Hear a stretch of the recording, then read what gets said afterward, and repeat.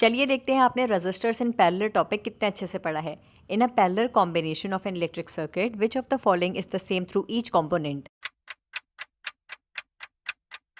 बच्चों parallel combination में potential difference that is voltage across each component remains the same. Which of the following equation is correct with respect to an electric circuit with combination of parallel resistors. कुछ भी correct नहीं है बच्चों, क्योंकि जब resistors parallel combination में arrange रहते हैं तो इस टाइम पर टोटल करंट होता है I1 plus I2 plus I3।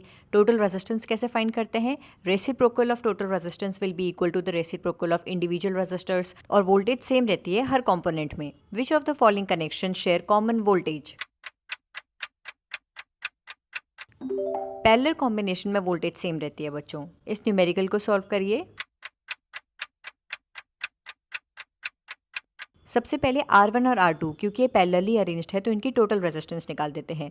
जब पैरेलली रेजिस्टर्स अरेंज रहते हैं तो टोटल रेजिस्टेंस फाइंड करने का फॉर्मूला क्या होता है? Reciprocal of total resistance is equal to sum of reciprocal of individual resistance. R total आ गया 8 ओम, फिर R3, R4 और R5 की टोटल रेजिस्टेंस निकाल देंगे रेसिप्रोकल का सम करके। R total will be 10 ohm. Now R capital T total plus R small t total will be 18 ohm. अब हमें करंट फाइंड करना है। ओम्स लॉ से करंट कितना होगा? V upon R। The answer is 0.67 ampere.